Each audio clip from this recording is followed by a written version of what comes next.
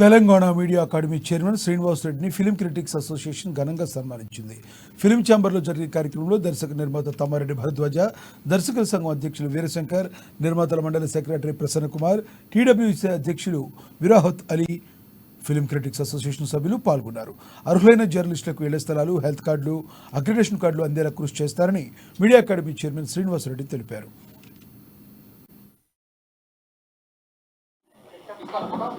బ్రహ్మానందరెడ్డి పీరియడ్లో about 2 acres land road number 3 Banjara హిల్స్లో వచ్చింది.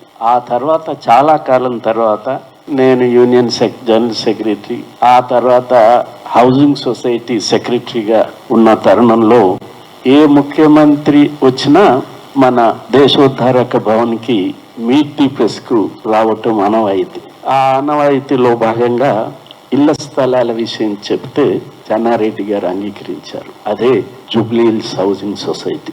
ఆ తర్వాత 10-12 సంవత్సరాలకి విస్తరించింది న్యూస్ పేపర్ మీడియా, పర్టికులర్గా తెలుగు న్యూస్ మీడియా విస్తరణ చాలా పెద్ద ఎత్తున ఉంది. కాబట్టి మళ్ళీ విజయభాస్కర్ రెడ్డి గారిని అడిగితే గోపనపల్లిలో 60 ఎకరాలు ఇచ్చాడు. ఆ తర్వాత 10-12 సంవత్సరాల తర్వాత రాజశేఖర్ రెడ్డి గారిని అడిగితే 70 ఎకరాలు ఇచ్చాడు.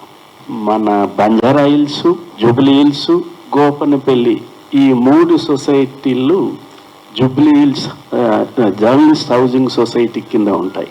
ఇంత పెద్ద విస్తరణ, ఇంత పెద్ద సంఖ్య వచ్చింది కాబట్టి ఇక కొత్త సొసైటీ ఏర్పాటు చేయకపోతే దీన్ని నిర్వహించడం కష్టమవుతుందని చెప్పి జవహర్లాల్ నెహ్రూ హౌసింగ్ సొసైటీని ఏర్పాటు చేసి దానికి 70 ఎకరాలు ఇప్పించటం జరిగింది. మొదటి సొసైటీ తప్ప మిగతా సొసైటీలను రప్పించటంలో, ముఖ్యమంత్రులను ఒప్పించటంలో, స్థలాలు సెలక్షన్లో, టేపులు బట్టి కొలవటంలో నా భాగస్వామ్యం ఉంది. బ్రహ్మాండ